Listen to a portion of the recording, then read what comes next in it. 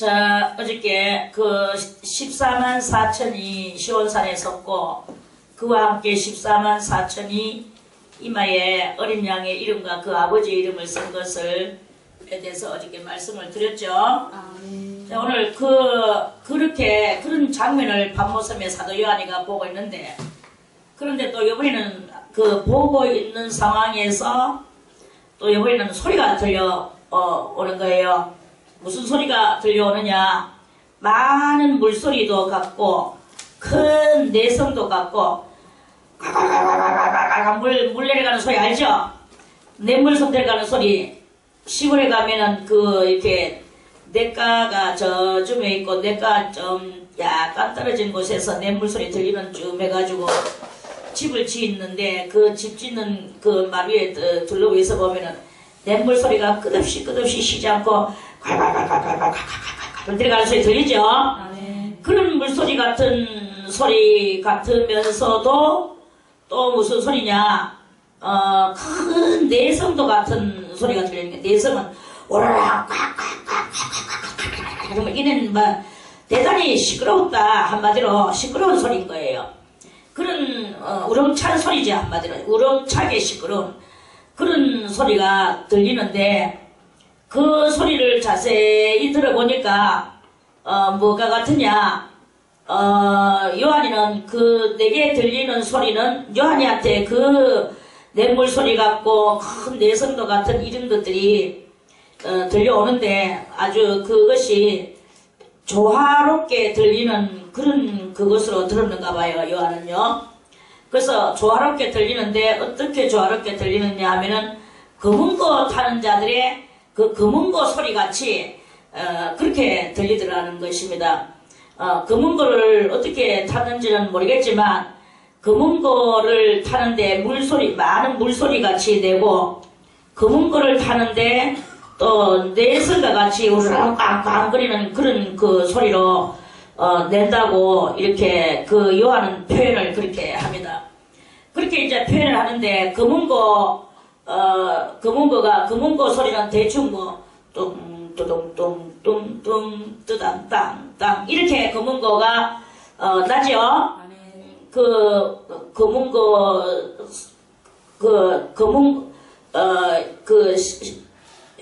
현대악기 중에서 검은고가 아니고 비엘라 소리와 또는 그 첼로 소리가 똑같을까요? 틀릴까요?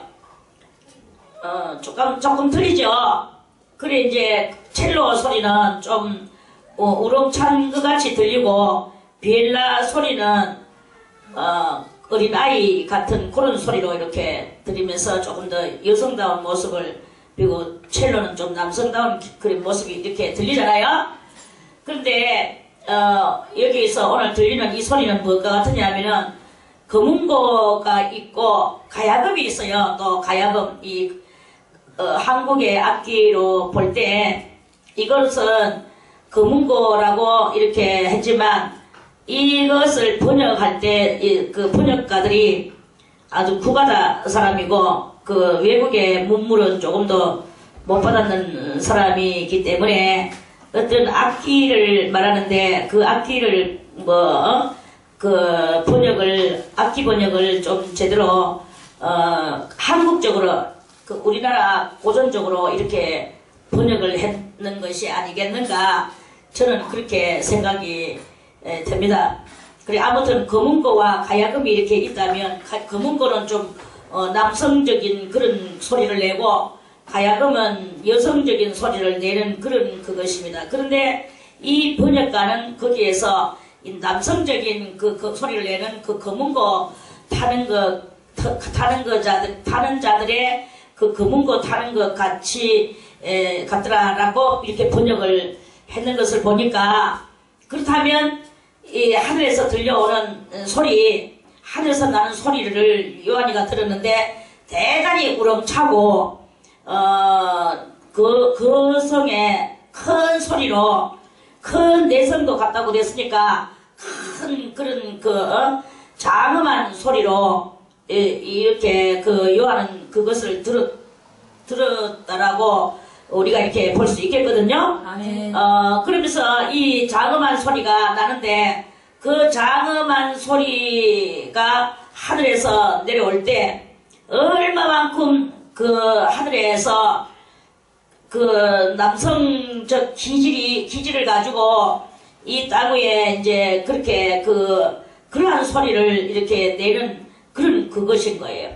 그래서 너무나 장엄하고 또 우렁차고 전부 다 이렇게 남성적 그 기질이 있고 그러면서도 또 그 뭐랄까나 위험찬 두려움에 위험찬 그리고 너무나 아름다운 그것을 어떻게 이렇게 뭐 갈굴 수가 없는 그런 대단히 정말 참 뭐랄까 그 존경스러운 남자 그런 멋진 남자 이런 그 생치 없고 싸가지 없는 남자가 아니라 게으름 부리는 남자가 아니라 뭔가를 해내는 그런 엄청난 다시 말해서 하나님의 그 남성적 신의 속성 이런 것들이 거기서 이렇게 그러한 소리가 장엄하게 울려 퍼지는 그런 것을 표현을 할 수 없어서 그저 간편하게 검은 거 타는 자들의 검은 거 타는 것 같더라 이렇게 표현했을 거라고 생각을 합니다. 아멘. 그래서 좀 더 우리가 깨달아 알아야 되는 것은 하늘에는 큰 하나님께서 이 땅을 향하여 그토록이나 엄장하시게 장엄하시게 그런 그 하늘에 큰 기쁨과 또는 하나님의 그 큰 사역에 그런 것들을 이렇게 표현하는 그런 말씀 그런 소리였다라고 생각을 합니다. 그래서 그 표현은 무엇이냐 이 표현은 다른 것이 아니라 저희가 보좌와 내생물과 장로들 앞에서 새 노래를 불러. 저희는 누구냐? 저희는 시온산에 섰는 그 14만 4천 명이죠.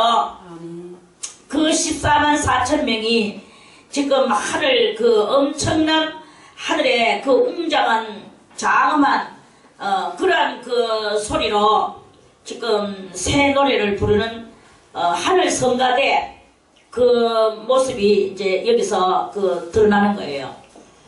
그리고 이제 이 14만 4천 명이 여호와 하나님의 보좌를 향하여 또 그 보좌 앞에 있는 내생물들을 향하여 그리고 또 장로들 24 장로들이 쫙 정렬되어 있는 그 앞을 향하여 이렇게 향하여 새 노래를 부르는 거예요. 그 새 노래를 부르니 땅에서 구속함을 얻은 14만 4천인 밖에는 능히 이 노래를 배울 자가 없는 그 새 노래를 부르더라는 것입니다. 엄청난 하늘 성가대죠. 하늘 찬양대. 그래서 이 찬양대가 노래를 불렀어. 그래서 요한이가 그 노래가 너무너무 웅장하고 너무너무 이렇게 그 노래는 거룩하고 또 너무나 신령하고 그 노래는 어떻게 흉내를 낼 수 없는 그런 그것인 거예요. 그래서 이 노래를 한번 배워보려고 간다든지 야 저런 노래가 있나 하는데 요한이가 그 번개같이 머릿속에서 깨달았는 게 이 노래는 아무도 못 배우고 저 사람들만 배워서 하는 것이로구나 하면서 요한이가 그걸 깨달았는 거예요.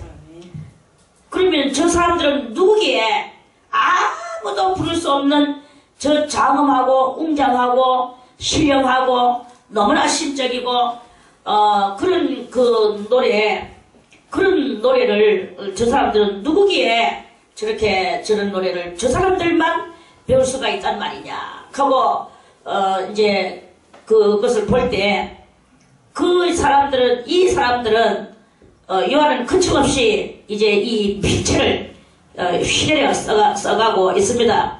써가고 있으면서 말을 합니다.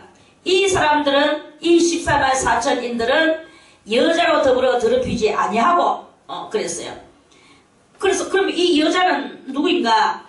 요한은 써내려가는 그 속에 여전히 그 비밀적인, 그리고 대단히 그 상징적인, 그리고 하나님의 사람이 아니면 절대로 깨달을 수 없는 그런 멋진 비유적인 이러한 그런 내용으로서 여자로 더불어 더럽히지 아니하고 이렇게 말을 하는 거예요.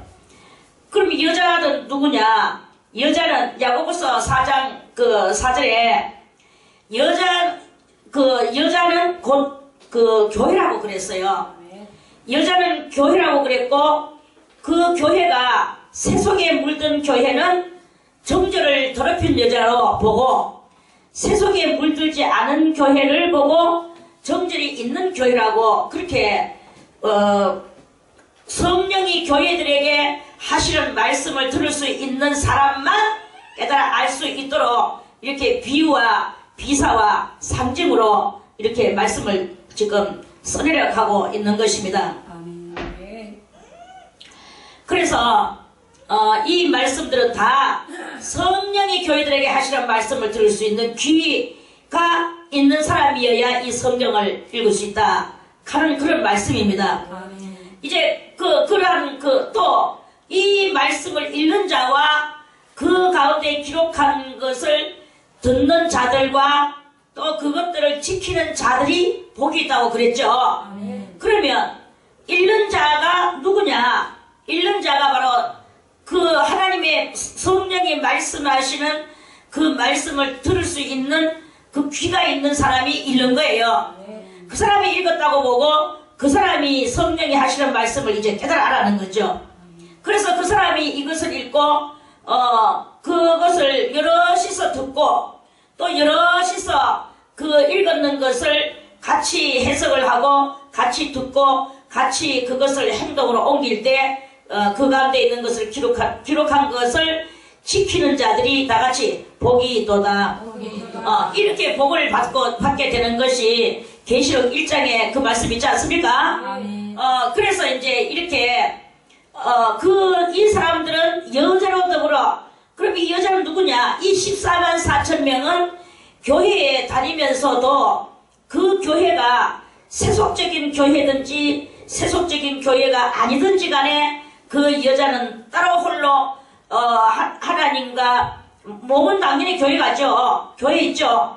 또 몸은 당연히 교회에서 여러 가지로 고베라 성에 같이 남모르는 충성과 남모르는 봉사와 남모르는 그 은밀한 중에 하는 이런 구제와 그런 것을 다 생명 걸고 이런 봉사에 그런 일들을 다 한단 말입니다. 그런 일들을 하면서도 그 세속에 물들거나 아직도 죄악에서 빠져나오지 못하거나 아직도 좀 부족한 그런 사람들의 꼴을 보지 않고 오직 위에 계신 하나님 앞에서 자기가 정결한 삶을 살며 그 교회에 그런 그 고베라 송이와 같은 그런 역할을 하면서 사는 그 사람들이어야만이 14만 4천에 거기에 가입이 되어지게 되는 것이다 하는 그런 말씀입니다. 그래서 이 사람들은 여자로 더불어 더럽히지 아니하고 하는 것은 여러분들이 이 교회 생활을 하든지 수도원 생활을 하든지 여기에 다 사람들이 똑같지는 않아요. 이런 사람도 있고 저런 사람도 있고 그렇습니다. 남이야 우애하든 간에 그들을 위해서 내 눈에 옳지 않게 보이는 그것을 가지고 기도해주고 그런 것을 위하여서 이렇게 서로 사랑해주고 이렇게 하면서 또 그 뭔가 가르쳐주는 것도 해야 되겠죠. 그러면서 나는 그러한 것에 내가 물들지 않고 그러한 것에 내가 접해지지 않는 나를 만들게 하여 내 영혼은 고자세를 해야 되겠다. 고자세. 내 영혼은 고자세를 해야 되고 그러면서 내 행동은 어떤 행동을 합니까? 구부려서 자비를 베풀고 또 여러 가지를 친절을 베풀고 매너 있는 행동을 하며 다른 사람에게 상처를 주지 않으면서 그 사람을 의로운 것으로 이렇게 싹 인도해낼 수 있는 그런 참다운 지혜를 발휘할 수 있는 이런 것을 하면서, 그러면서 또 자기도 상처받지 않고 남이 내보고 뭐라 하든지 말든지 그 무슨 뭐 소용이 있습니까? 뭐 내가 예를 들어서 박명자 권사님이 내보고 아이고 미친년 맨날 떠든다 하든지 말든지 무슨 내가 관계가 있습니까? 그것이 뭐 내 배를 타고 들어오는 것도 아니고 그것이 내 뭐 천국 가는 길에 지장이 있는 것도 아니고 내가 뭐 잘한다 하든지 못한다 하든지 내가 관계가 없는 거예요. 다만 상처를 받을 필요가 없다. 그것을 통하여서 도리어 내가 그러면 내가 저 사람이 욕하는 대로 내가 그런 사람인가 돌아보고 나는 그렇게 살지 않으려고 했는데 그렇게 그 사람 눈에 그렇게 보였는가 보다. 그러면 더욱더 내가 그렇게 보이지 않도록 조심해야 되겠구나. 오히려 회개하고 더 고쳐나가려고 하는 이런 일을 할 수 있을지언정 그거 가지고 상처받고 원망하고 미워하고 또 내가 거기에서 걸림돌에 들리하면은 거기는 뭐냐, 마귀의 계략에 속아서 자빠지는 어리석은 한 영혼에 불과한 것밖에 안 된다, 이런 말씀이에요. 아멘. 그래서 여자로 더불어 더럽히지 아니한 사람이 되고 정절이 있는 사람이 되려고 하면 어떻게 해야 되겠습니까? 어떻게 해야 되겠습니까? 교회 안에서 이 생활을 하고 살아가고 있고 여러분이 수도원 안에서 생활을 하고 살아가는데 여기라고 완전히 다 천국은 아닙니다. 여기서 날마다 이 말씀을 통하여, 그리고 좀 제대로 아직 덜 되는 사람들을 통하여 말씀은 이런데 저 사람은 왜 그렇지 이렇게 하는 것이 아니라 말씀이 그러한데 저 사람 아직까지 못 따라가고 있구나, 나는 정말 따라가려고 노력을 해야 되겠구나, 못 따라가는 저 사람을 위해서 또 더욱더 우리가 같이 협력을 해줘야 되겠구나, 이런 협력자와 조련자가 되는 것은 할 수 있지만 거기에 뻔을 보고 나쁜 뻔을 보고, 원래 나쁜 뻔을 보라고 하면 또 잘 봐요. 좋은 뻔을 보라고 하면 그게 그렇게 어려워하고 하는 게 그게 우리들의 이 악심의 그런 마음입니다. 그래서 이러한 것을 가지고 우리가 자기 자신을 정신을 차리고 이 정신줄을 절대로 놓치지 말고 불을 붙들고 정신줄을 붙들고, 그리고 우리가 이렇게 한순간순간을 하나님 앞에 의롭고 경건하게 거룩하게 그렇게 살아갈 때 그것을 계속 1차 연단 3년, 2차 연단 3년, 3차 연단 3년, 오늘도 하고 내일도 하고 모레도 하는 거예요. 예수님도 그렇게 말씀을 하셨죠. 저 세례 요한의 제자들이 이제 뭐라고 의논하러 왔을 때 가서 저 여우에게 말해라. 여우 누구냐? 헤롯이거든요. 헤롯한테 가서 말해라. 내가 오늘과 내일은 치료하고 내가 나의 갈 길을 가다가 제3일에는 내가 죽으러 간다, 이렇게 가서 전해라. 그러니까 예수님의 말씀은 무엇입니까? 오늘과 내일, 오늘은 치료하고 또 내일은 주의 말씀을 가리키고, 그러다가 모레는 가서 십자가에 못 박혀서 죽는다는 말씀입니다. 예수님의 그 가신 길을 우리도 가지 않을 수가 없는 거예요. 이 14만 4천 명은 어린 양이 어디로 인도하든지 따라가는 자라 그랬어요. 그러면 오늘은 치료하고 내일은 말씀을 전하고 모레는 뭐 해야 됩니까? 십자가에 못 박혀 죽어야 되는 거 아니겠습니까? 우리도 이 삶이 그러해야 되는 거예요. 오늘과 내일 주의 길을 걸어가며 치료를 하며 말씀을 전하며 그렇게 살다가 모레는 죽는 거예요. 이렇게 그 1차 연단은 치료하고 2차 연단은 말씀 전하고 3차 연단은 죽는 거예요. 요단강 사슬을 통과해야 된다 이 말입니다. 이런 것이 없이 정로라고 볼 수가 없는 거예요. 그저 육신의 삶을 살라고 요리 잔머리 굴리고 그렇게 하면서 가다가 안 되면은 또 그 완전 그 잠깐 믿는 것조차도 집어 던지고 그냥 빠져나가는 이런 삶을 사는 거는 아직도 그거는 치료하는 것도 아니요, 또 말씀 전하는 것도 아니요, 행동으로 옮기는 것도 아니요, 죽는 거는 더더군다나 아니겠죠. 그렇게 되는 거예요. 우리가 14만 4천 되기 위해서 여기서 할례 받았다 캔다고 그게 뭐 다 됐는 것은 절대 아닙니다. 할례를 받았는데 하나님은 분명히 말씀하시기를 너희가 할례를 받았으면 3차 안식에 들어가기 위하여 힘쓰라. 왜 할례를 받아놓고 안식에 못 들어가고 아직도 할례를 받아놓고 악하고 같이 악과 악계 동무하고 살아가고 있냐 이거예요. 1차 안식, 2차 안식, 3차 안식에 들어가는 데는 신경 안 쓰고 그저 막 이제 사람한테 얽매이가지고 남편한테 얽매이고 아내한테 얽매이고 새끼한테 얽매이가지고는 그들한테 알랑만 웃기고 그들의 심보에 맞춰서 살아가려고 하다 보면요 맨날 한 그릇 양보해주면 두 그릇 양보해야 되고 두 그릇 양보해주면 세 그릇 줘야 되는 이거밖에 안 돼. 그러한 그것이 된다면 자기는 사망의 십자가에 달리는 그러한 그것을 하러 갈 수가 없는 거예요. 그래서 이 사람들은 여자로 더불어 더럽히지 아니하고 정절이 있는 자라. 어린 양이 어디로 인도하든지 따라가는 사람이다. 어린 양은 진리의 길이요 치료의 길이요 생명의 길이요 그 길인 거예요. 그렇게 하려하다 보니까 우리가 이 육적 알코올 중독자만 금단 현상을 하는 게 아니라 육적 금단 현상도 우리가 이렇게 넘어가야 되는 거예요. 알코올 중독자들 금단 현상 못 넘겨가지고 아이고 10번이고 20번이고 뒤집어지고 나자빠지는 거 보면요 정말 참 내가 속으로갑니다. 병도 더러운 병도 다 있네. 정말로 이 병도 더러운 병이 다 있어요. 가장 더러운 병이 뭐냐? 정신병이 가장 더럽더라고. 내가 이렇게 보니까 정신이 옳잖으니까 이 사람 꼬라지가 말이 아니야. 그 알코올도 매일 마찬가지로 정신병의 일종으로 그렇게 들어가거든. 그리고 전부 다 금단 현상이 있는 게 금단들이 이렇게 있는데 그러면은 저는 또 그것보다도 더 더러운 병이 있구나. 더 더러운 병은 뭐냐? 육적 금단 현상을 못 넘기는 거 이것이 더 더러운 병이다. 우리 모두 이 육적 병이 들어있는 거예요. 그래가지고 남편한테 얽매이고 새끼한테 얽매이고 아내한테 얽매이고 뭐 부모한테 얽매이고 자식한테 얽매이고 뭐 전시발시도 얽매여가지고 살아가요. 이 얽매이는 것에서 나는 이제 너희들한테 안 얽매이고 나는 나 주의 길을 걸어가겠다라고 하는 3일 작심 3일 만에 또 육적 그 금단 현상이 또 일어나는 거야. 그래서 또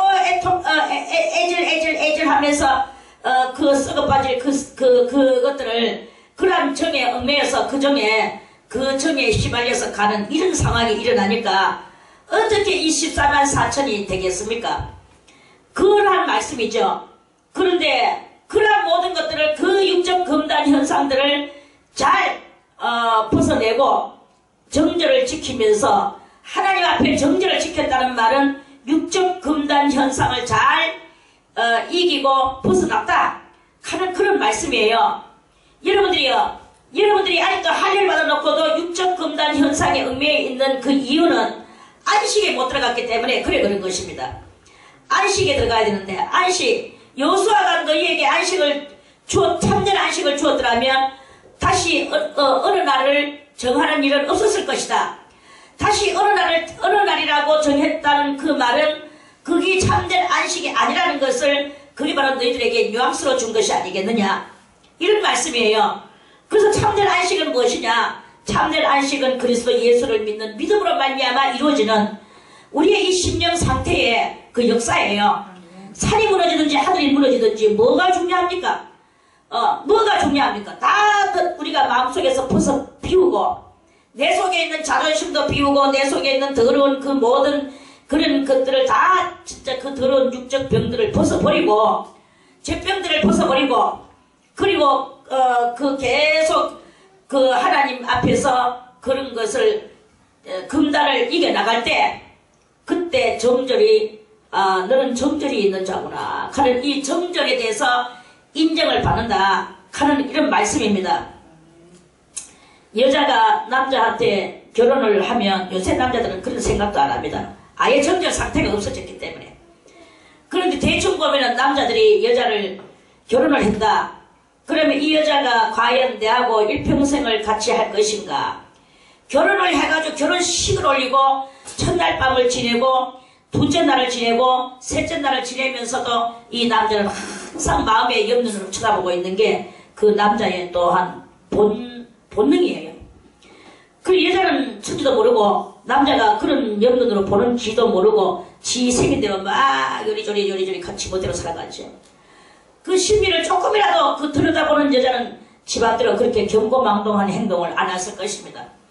아, 이 남자가 내가 정절이 얼마만큼 있고 자기하고 영원토록 살 수 있을 것인가를 바라보는 그런 눈으로 나를 쳐다보고 있구나라고 그럴 때 그것을 아는 여자는 자동 케이스로 자기 행동을 절제를 하며 그 남자에게 안도를 해주기 위해서 그런 안도를 주기 위한 행동을 할 것입니다. 그러한 그 행동을 할 것이겠죠. 그거를 얼마 동안 합니까? 1년 했다고 남자가 믿겠습니까? 2년 했다고 믿겠습니까? 적어도 7, 8년 지나가야 돼요. 7, 8년 지나가면서 모든 것을 그 가문을 위하여, 가족을 위하여 그 자식을 놓고 그 자식에게 하는 이런 모든 것을 보면서 또 돈 쓰는 씀씀이를 보면서 나중에 이제 이 사람이야말로 이 집안에서 내보다도 더 우리 집안을 위하여 활동을 할 여자로구나 하는 것을 그것을 인정하는 어느 때가 있어요. 이게 심리학 속에 있는 이야기들입니다. 제가 말한 것입니다. 아무튼 그런 이야기가 있어. 그러니까 7, 8년이 지나가지 않으면 그 서로가 서로를 아직까지 못 믿어. 여자들은 또 어떠냐? 여자들은 남자하고 살면서 뭘 느끼느냐? 이 남자에게서 여자는 또 살기를 느껴요. 잘못하면 이 여자한테, 이 남자한테 내가 막아죽겠구나. 내가 막아죽지 않기 위해서 내가 어떤 행동을 해야 될 것인가. 그래서 살기를 느껴요.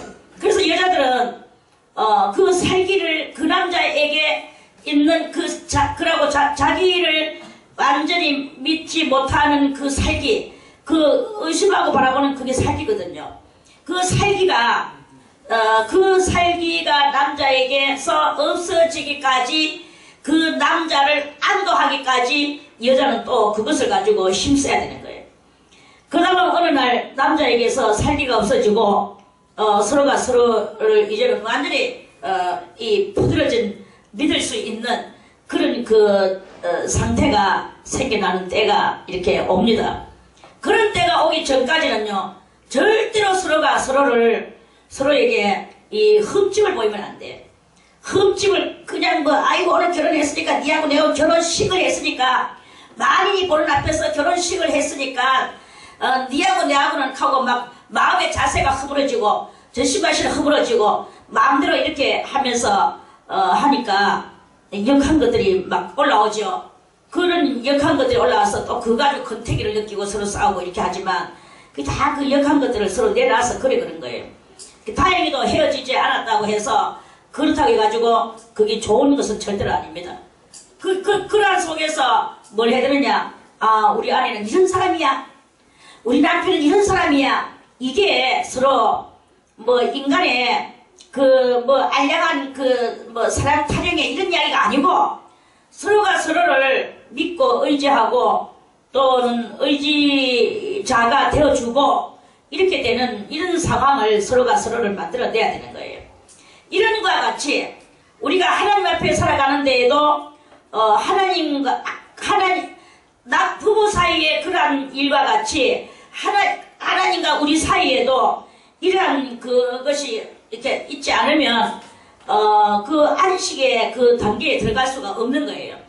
내 멋대로 이렇게 살아가면은 그 성경에도 그렇다고 했잖아요.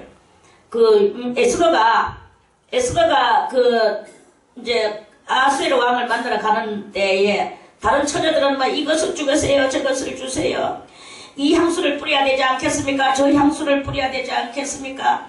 액세서리는 이것을 달아야 되지 않겠습니까? 저것을 달아야 되지 않겠습니까? 이러면서 이렇게 요구 청구가 많은데 에스더는 아무것도 그것을 하지 않았다 이게. 그런 요구 청구를 하지 않으니까 자기를 주관하는 사스가스가 희한하다. 이 처녀는 놀락하는 게 없네. 과연 이 처녀가 오늘 성공을 하고 들어올 것인가? 오늘 왕을 만나러 가는데 아무것도 달지도 안 하고 아무것도 냄새도 향내도 안 나고 그저 끝이 생긴 그대로 저렇게 다소곳이 가기만 하니 저 여자는 어떻게 될 것인가?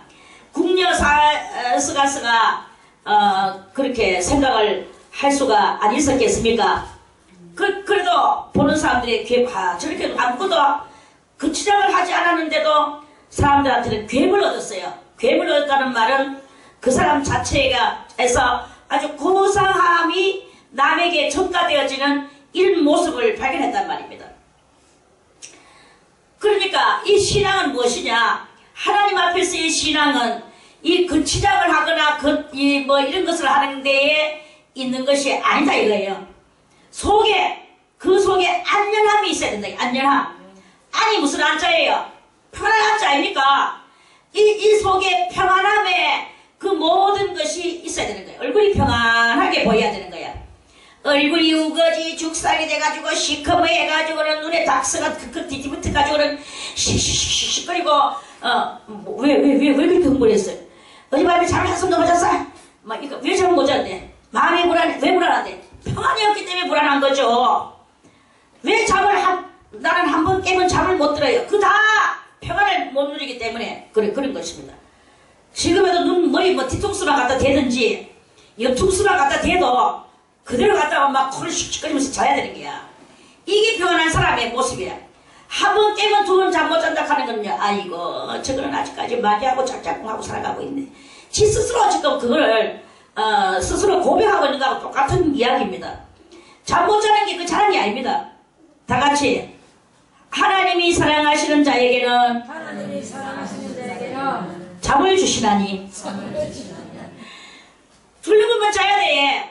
음악 들어야 돼. 저절로 쿡 쓰러져 자야 돼. 왜 한 번 깨면은 잠을 못 자고 시간이나 수날을 고통하고 있다가 지칠 대로 지쳐가지고 잠깐 들었다가 또다시 깨면 또 안 오고 이 뭐야? 그거는요 전부 귀신에게 딸려댕기는 그런 모습입니다. 잠 못 잔다 하는 소리 하지 말고 부끄러워할 줄 아세요. 아 내가 귀신한테 지금 잡혔구나. 하나님의 사람이 귀신한테 잡히는 게 부끄럽죠. 왜 중군한테 가가지고 붙어있습니까? 아군이신 예수 그리스도의 진리 앞에서 강하고 담대하게 살아야 되는 거 알겠습니까? 그러한 그것인 거예요. 그래서 우리는 뭘 해야 되느냐? 평안 안식을 속에 담아야 된다 하는 말씀입니다. 평안 안식도 육적인 것이 있고 혼적인 것이 있고 영적인 것이 있어요. 그래서 1차 평안은 육적인 것이고 2차 평안은 마음적인 것이고 3차 평안은 영의 평안이다. 이런 말씀입니다. 그래서 그렇게 되어야만 이 평안함을 유지되어야만이 아무도 부를 수 없는 그 새 노래를 부를 수 있게 되어지게 되는 것이다 하는 말씀입니다. 여러분들이 나는 할례 받아서 간다고 해서 할례 받았다고 자랑하지 마세요. 할례 받아놓고 평안 안식이 없으면 뭐합니까? 여전히 귀신한테 있고 여전히 아직 거역하고 있고 여전히 아직까지 돌격하면서 내치는 이러한 것이 있다면 그거는 아담과 하와가 선악과 따먹고 나기 전에 그런 것인 거예요. 선악과 따먹지 않았다고 자랑할 것이 있습니까? 언젠가 또다시 선악과 따먹는 아담과 같이 그렇게 될 것이거든요. 그러한 거예요. 그러면은 그리스도께서는 우리를 위하여 이 인류 역사상에 십자가에 2번 죽으셨나? 죽으실 것인가? 또 죽으실 일이 앞으로 계신가? 없거든요. 인류 역사의 십자가 사건은 딸랑 한 번, 이 한 번밖에 없는 거예요. 그러니까 어쨌든 간에 죄에서 벗어나고 또는 안식에 거하는 자가 돼야 되는 것입니다. 그래서 베드로전서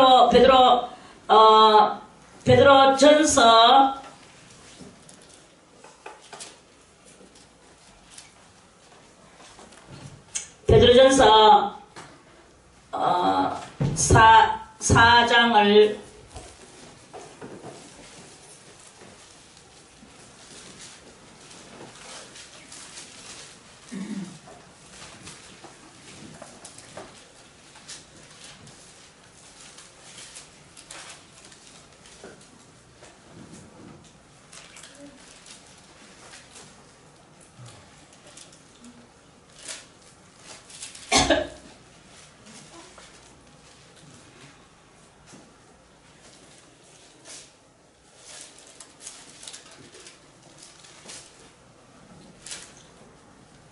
베드로전서 여기 있네. 4장 바로 놔두고 자, 베드로전서 4장 1절에 그리스도께서 이미 육체의 고난을 받으셨으니 너희도 같은 마음으로 갑옷을 삼으라.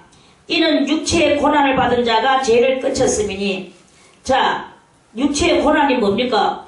연단, 육체적 연단, 이런 모든 것을 다 1차 연단, 3차, 2차 연단, 3차 연단 다 했는 사람이 죄가 끝쳐졌다 그러죠? 그러면 그 다음에는 어떻게 되나? 그 다음에는 그 후로는 다시 사람의 정욕을 쫓지 않고 이랬어요. 사람의 정욕을 쫓으면 육체의 고난을 받아가지고 죄가 끝났는데도 불구하고 다시 죄가 연속될 가능성이 있겠죠. 말씀을 여러분들이 다 삭혀가면서 보세요. 정욕을 그러니까 끝쳤다 하면 계속 간다면 똑같이 간다면 그 후로는 다시 사람의 정욕을 쫓지 않고 오직 하나님의 뜻을 쫓아 육체에 남은 때만 사는 거예요. 육체에 남은 때만 살지 영은 뭐냐? 안식 가운데 들어가는 것이다. 이런 말씀이에요. 사람의 정욕을 쫓지 않고 살아가는 것이다. 사람의 정욕을 쫓지 않고 살아가는 것이 안식이다 하는 그런 말씀입니다. 그런데 육체의 죄를 끊어놓고도 다시 또 사람의 정욕을 쫓아서 오늘은 이놈 내일은 저놈 하듯이 하나님 앞에 영적인 지조도 지키지 않고 지 맘대로 막 혈기도 냈다가 또는 익혔다가 적혔다가 육체에 아까 전에 말했지만 육적 금단 현상, 육적 금단 현상을 못 넘기고 있으면 왜 되겠습니까? 그러면 육체가 이렇게 안식 가운데 들어가겠냐 이거예요. 그 안식 가운데 못 들어간다. 육체의 남은 때를 오직 하나님의 뜻을 쫓아 육체의 남은 때를 사는 것은 그 육체가 안식을 누리며 살아가는 그것을 말하는 거 아니겠습니까? 안식을 누려야 되는 것이다. 육체의 남은 때를 산다는 것은 세상의 정욕을 쫓아 살아가는 게 아니고 육체는 살아있으니까 육체는 남은 때만 살고 심령 영은 뭐하느냐? 영은 안식을 누리면서 살아가는 것이다. 이 하는 말씀이 이게 1절 2절 말씀이에요. 그런 1절 2절 말씀인데 육체의 남은 때를 정욕을 만약에 정욕을 쫓아서 육체의 남은 때를 산다면 안식에 못 들어간다 하는 그런 말씀 아니겠습니까? 맞나요? 안 맞나요? 맞습니다.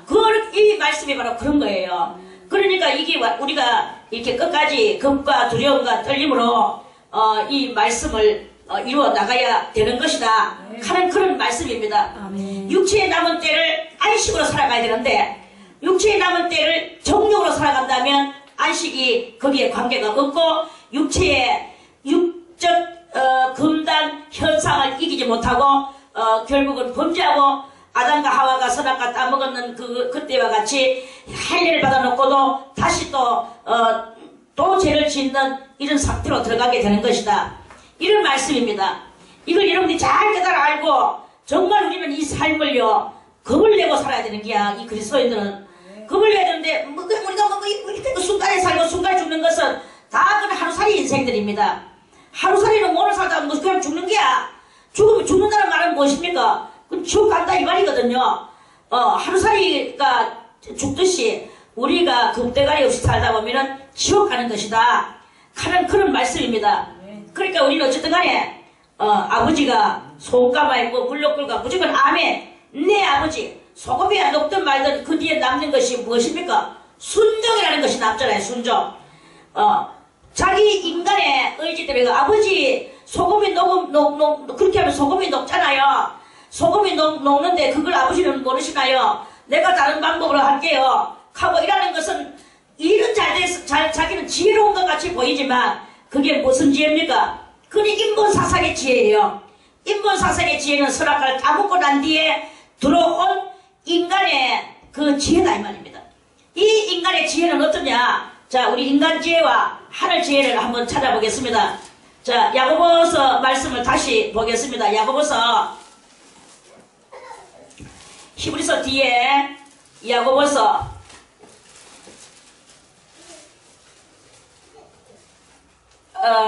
야고보서 잠깐만요. 또 몇 장이고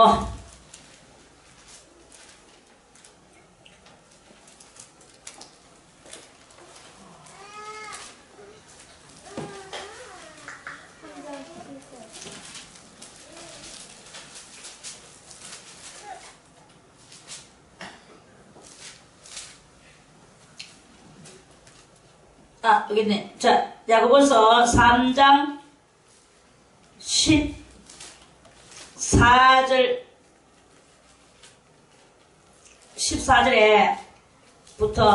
14절부터 읽어볼게요.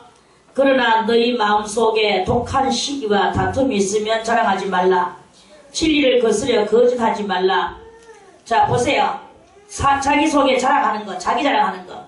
이러한 지혜는 이로부터 내려온 것이 아니요 세상적이요 정욕적이요 마귀적이니.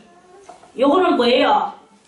우리 마음속에 있는 그것을 가지고 자랑하는 지혜죠. 그러면서 시기와 다툼이 있는 곳에는 요란과 모든 악한 일이 있음이니라. 이게 바로 땅지혜라, 땅지혜. 자, 그럼 하늘지혜는 어떨까요? 17절에는 이거는 하늘지혜입니다. 오직 이로부터 난 지혜는, 그랬죠? 이로부터 난 지혜는, 자, 15절에는 이러한 지혜는 이로부터 내려온 것이 아니요. 이러한 것이 무엇이냐? 이러한 것은 그 마음속에 독한 시기와 다툼과 그런 것을 가지고 진리를 거스려 거짓말하고 자랑하고 요러한 것은 어디 것이냐? 땅의 것이다 이게. 땅의 것이요 세상적이요 정욕적이요 마귀적인 것이고, 그리고 17절에 이로부터 난 지혜는 첫째 성결하고 다음에 화평하고 관용하고 양순하며. 그러니까 여러분들 속에서 이거를 계산을 해보면 돼요. 속에 시기가 아니라고 하지만 뭔가 시기가 있을 거예요. 독한 시기가. 그리고 자꾸 싸우려고 하는 마음이 생겨날 것입니다. 왜 그러냐면 꼬집고 따지고 그게 바로 다툼이에요. 그런 것을 가지고 또 자기 자랑을 하는 거야. 뭐 저쩌고 하면서 자기 잘난 말을 하는 거죠. 그리고 이렇게 이런 것들이 이렇게 있는데, 그런 것들은 무엇이냐? 그게 바로 세상적인 것이고 세상적이요 정욕적이요 마귀적이라는 것인 거예요. 그런데 시기와 다툼이 그런데 이로부터 난 지혜는 첫째는 뭐합니까? 성결. 성자가 무슨 성자예요? 거룩할 성자. 첫째는 거룩하고 이랬죠. 또 두 번째는 화평하고 이랬어요. 최화평이 아니고 화평하고 관용하고. 관용이 뭡니까? 관자가 아주 이 넓을 관자예요. 관용하고, 그리고 양순하고, 양자도 이게 착할 양자거든요. 순할 순자고. 양순하고, 그리고 긍휼은 뭐예요? 불쌍히 여기는 마음. 상대방을 알아서 이해를 해주다 보니까 불쌍하게 되는 거예요. 그리고 선한 열매가 가득하고 편벽이 없고. 편벽은 뭐예요? 한쪽 편만 알고 자기만 생각하고 이렇게 변덕스럽고, 그리고 편들고, 한쪽만 생각할 줄 아는 거. 이걸 보고 편벽이라고 해요. 그리고 거짓이 없나니 화평케 하는 자들은 화평으로 심어 의의 열매를 거두느니라. 이랬죠? 이래서 위로 난 지혜가 있고 아래에서 솟아난 지혜가 있어요. 위로부터 내려온 지혜는 성령의 역사를 말하는 것이고, 아래로부터 난다는 것은 내 마음에 원래 가지고 있던 그 사고방식의 그것입니다. 그것을 가지고 땅에 있는 것, 땅의 지혜라 이렇게 말을 하는 거예요. 이러한 것을 우리가 오늘 이제 깨달고, 자, 그러면 이 사람들은 여자로 더불어 더럽히지 아니하고 정절이 있는 자라. 어린 양이 어디로 인도하든지 따라가는 자며, 사람 가운데서 따라가는 자며, 요까지가 이제 하늘 지혜로 살아가는 것이다. 저는 여러분들에게 오늘 꼭 알려주고 싶은 것은 땅의 지혜에 속지 마라 이거야. 자기가 가지고 있는 그 아집적 자기 사고방식에 속지 말아야 해요. 아집적 자기 방식.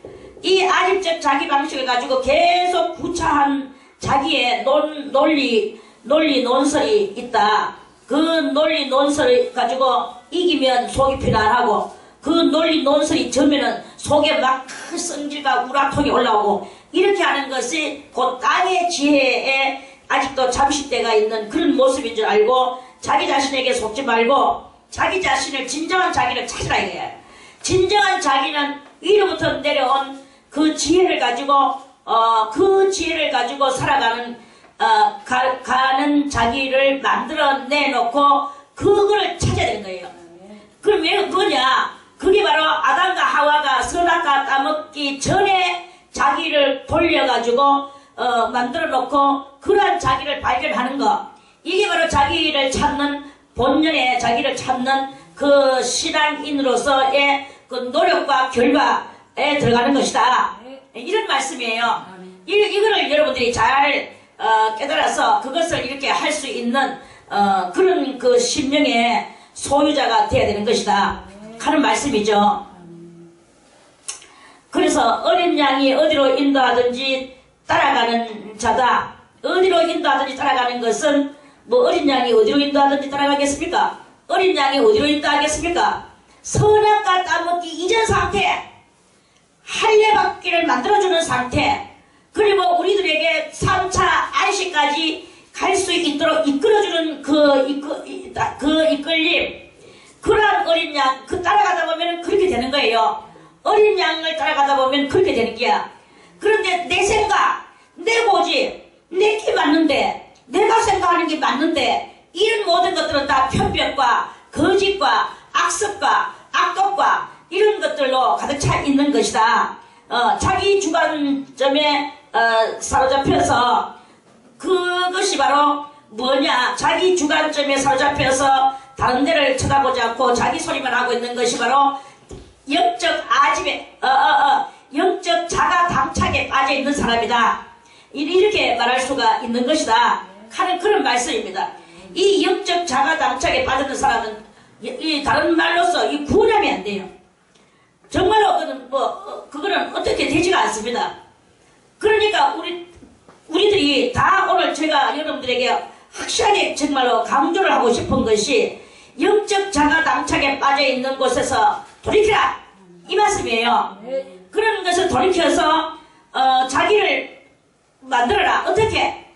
에덴 동산에서 선악과 따먹기 이전의 상태, 그리고 위로부터 내려온 그 지혜의 말씀에 아까 우리 야고보서에 있는 것 같이 그러한 그 사고방식이 되는 나, 이러한 내를 만들어낼 때 본연의 나를 찾는 일에 성공을 한 성도가 되는 것이다 하는 그런 말씀이죠.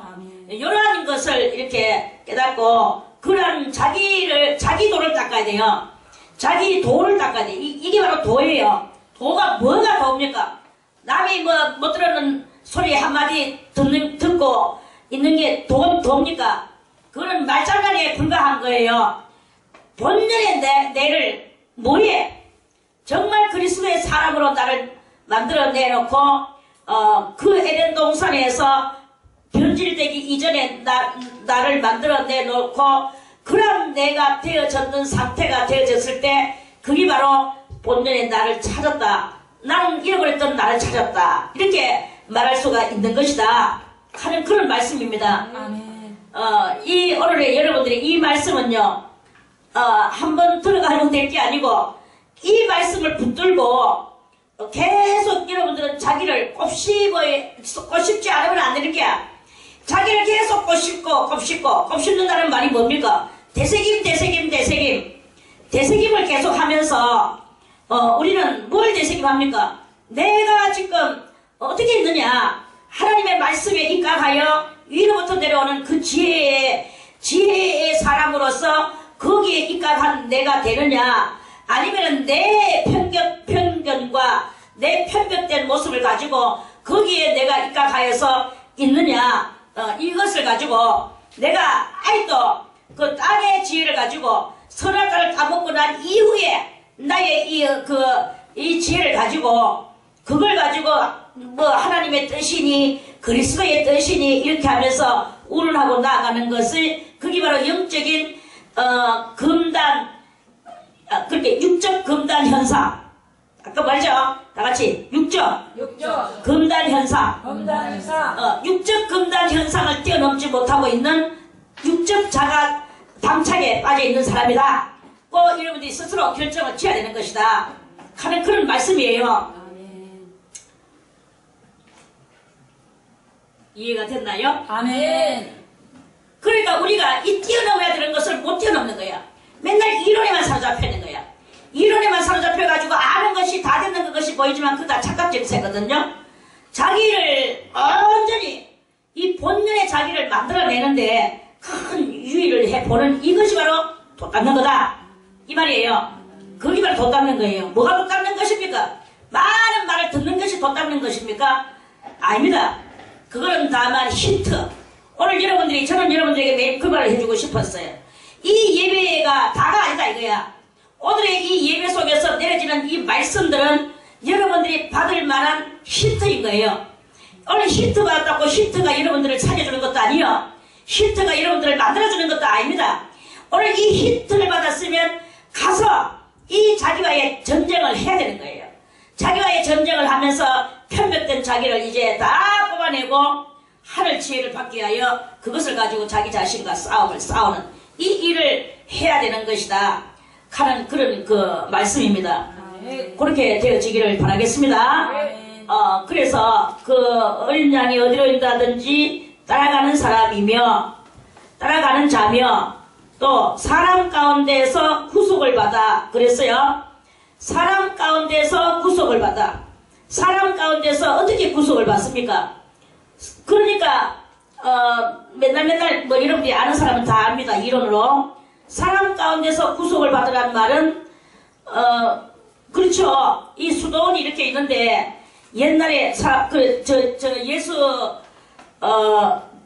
예수에 대해서 전혀 모르는 사람 우리 저기 택시 기사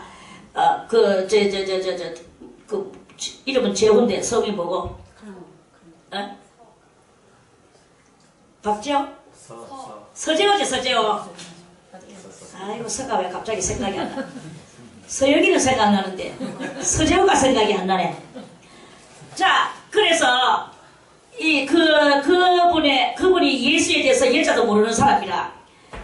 그런데 참 저걸 이래 가지고 이제 이렇게 됐어. 내가 그 사람한테 물었어요. 수도원이라는 이름을 아느냐 하니까 수도원이라는 것은 태어나가 처음 들었습니다. 있거든. 그래. 그러면 태어나가 처음 들었는 수도원에 대해서 뭘 느꼈느냐? 내가 물었어요.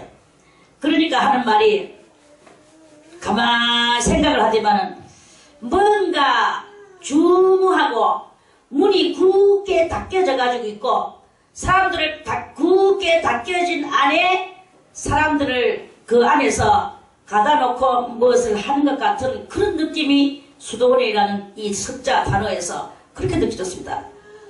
어이구 잘 들었네. 잘 말했네. 내가 이렇게 했어요. 그렇게 쉬고더라고. 자기 뭡니까 자기도. 이야기하려고 하면 길지만 그것이 왜 이 수도원이라는 말이 왜 그 사람 아무것도 모르는 그 사람한테 그렇게 느껴졌을까요? 수도라는 말이 옛날에 중세 때는 정말로 철문을 쫙 닫아놓고 거기에 수도사 한 사람 문지기 수도사를 세웠어요. 그리고 그 수도사가 들어오는 사람 체크해가지고 오늘 누가 밖에서 문을 두들기면 문을 열고 그 사람만 대해. 다른 사람 아무도 못 대하고. 어디서 어떻게 왔습니까? 예, 나는 이리이리한 곳에서 여기에 이렇게 해가지고 이 수도원에 내가 찾아왔습니다.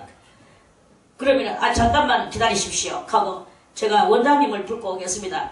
그리고 그 사람을 바깥에 씌워놓고 문을 철크덩 어디서? 안에서 잠가버려요.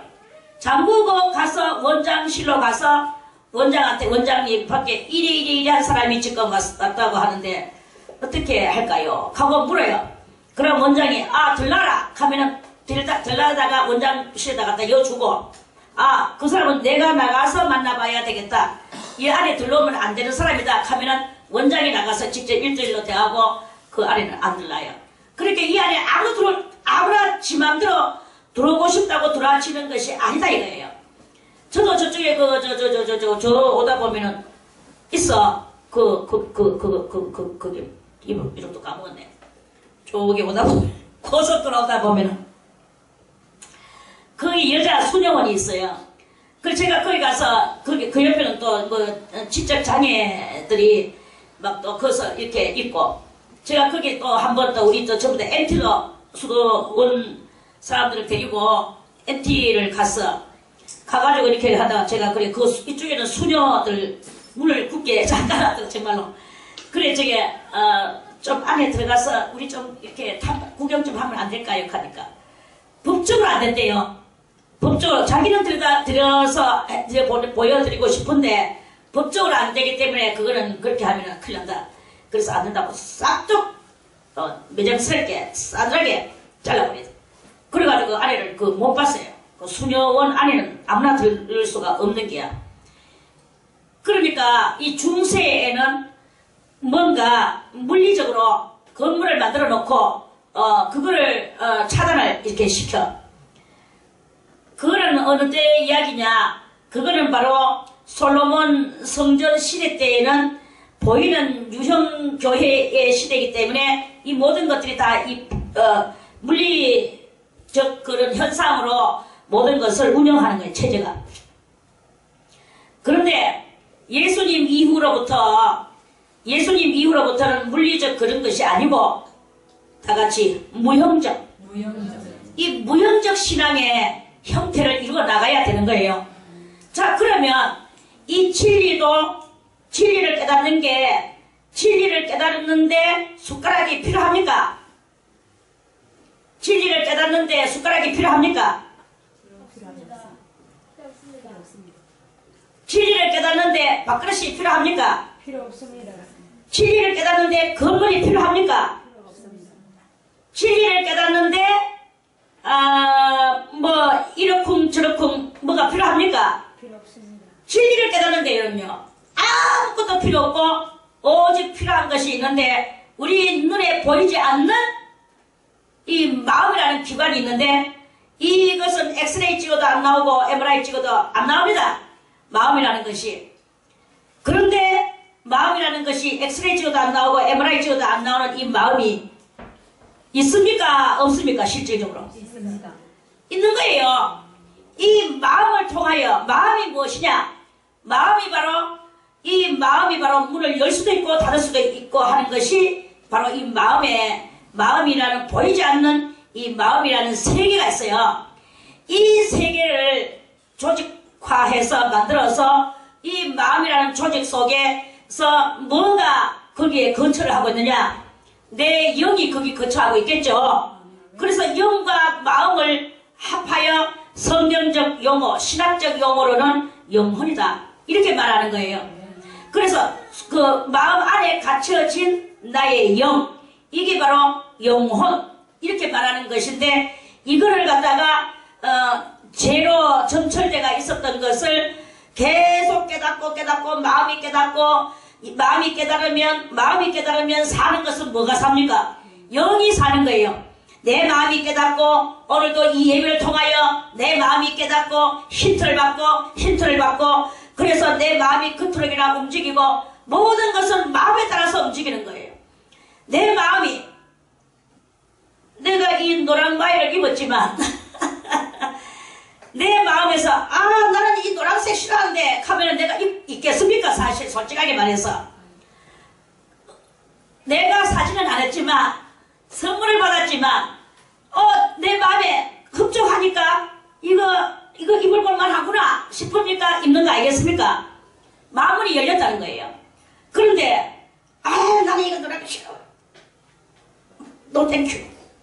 이렇게 뿌리면 있겠습니까? 안 있겠습니까? 안 있는 거예요. 그러니까 이 모든 모양 상태가 다 뭐에 의하여 물리적인 몸뚱아리, 이 몸뚱아리는 뭡니까? 육은 물리라고 보면 돼요. 물질이라고 보면 돼요. 이 물질이 지 맘대로 하느냐? 아니다. 물질인 몸뚱아리도 결국은 몸뚱아리도 뭐의 표현에 의하여 마음의 표현에 의하여 몸뚱아리가 노란 것도 입혀지게 되고 까만 것도 입혀지게 되고 뭐 느리끼게 한 것도 입혀지게 되고 마음 따라서 노는 게야. 그래가지고 그 사람이 이렇게 하는 그 행동을 보면 아무리 가르치고 정장을 입으세요 해도 알겠습니다 해놓고 안 입는 꼬라지가 있거든요. 그거는 지 마음이 벌써 정장의 상태가 아니기 때문에 그 표현이 그렇게 된 거예요. 어떤 사람은 아이고 안 그래 이거 지금 이 순간에 뭐 그렇게 옷 가지고 그래 해도 악착같이 또 정장을 입는 사람이 있거든요. 그 사람은 벌써 이미 마음이 그 표현을 하고 있는 거예요. 그래서 몸뚱아리 옷 입는 모양, 얼굴 우거지 죽 상태가 있는 모양, 활자표가 있는 모양, 이런 모양들이 다 어디서 나오느냐? 엑스레이 찍어도 안 나오고 MRI 찍어도 안 나오는 그 보이지 않는 마음이 모든 것을 좌지우지하고 있다는 것을 우리는 알아낼 수가 있잖아요. 오늘 몇 가지만 하겠습니다. 그래서 4절 구속함을 받아 아니다 그렇지. 어린 양이 어디로 인도하는 자며 사랑 가운데서 구속함을 받아. 오늘 이 사랑 가운데서 구속함을 받아. 다 같이 사랑 가운데서 구속을 받아. 여기까지 하다가 말았습니다. 아멘. 찬송 드리겠습니다. 찬송가 170장.